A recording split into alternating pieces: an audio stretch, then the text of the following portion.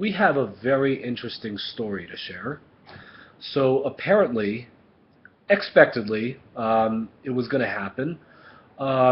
Someone out there, particularly in Germany, is at least partially blaming Israel for the refugee problem. That's not news. Oh, good point. Good point. Well, it isn't bland though. It's still kind of interesting, I think, because he's the mayor of Jena. I think his name is Albrecht Schröter, and he says, quote, he says that basically what needs to happen is Germany needs to change its role in the Middle East conflict. Quote, Germany must break with restraint toward Israel as an occupying state. Now, clearly, if you look at the situation, Israel has a lot of responsibility for the refugee crisis.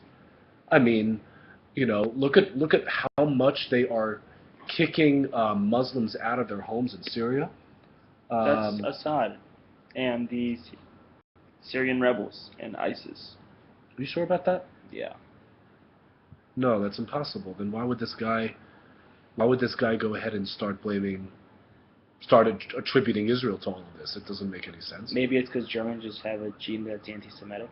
Ah, well, huh? Makes sense, doesn't it?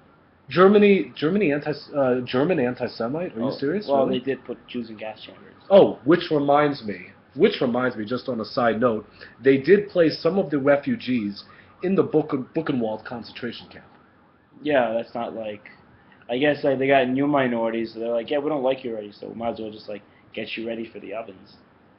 You really think so? No, not really. They just had no other place to put them. Yeah. But hey, you know what? It's good. Germany should just Germany should just take all of them. Heck, they have the money and they need the refugees and the immigrants. They should take all of them. I think maybe deep down this guy's actually a little jealous, kind of. Maybe a little, because here's what happened. Israel was actually smart.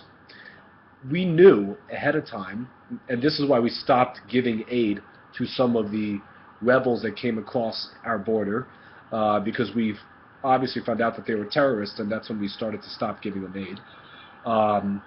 And we have our borders sealed because we don't want terrorists in our country. It's like this amazing idea. Well, they're not all terrorists. You can't say that every single refugee. No, obviously not. But unfortunately, there was a little kid that like was in the that was like dead on the shore in Turkey. That's true. There are refugees, but we do know, at least in retrospect from some photos, that a lot of these guys did fight even alongside ISIS, and that's really hard to prove.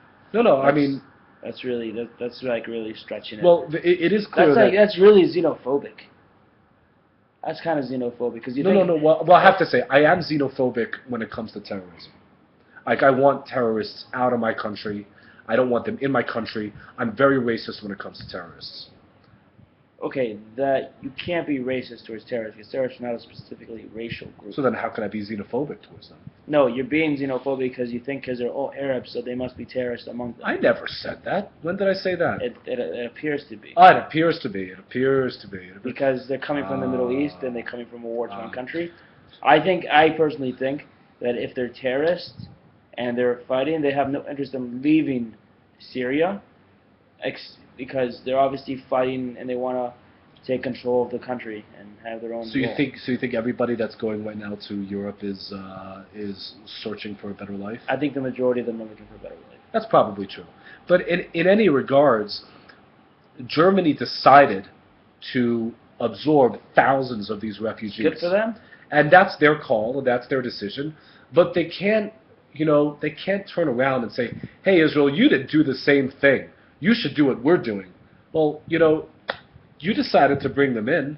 Why are you crying to us about that being your problem? Well, I'd say this: if we had the population of like 80 to 100 million people living in our country, and we had the great economy that Germany has, with like also the very cheap pudding that they have, and like milk stuff, then sure, why not?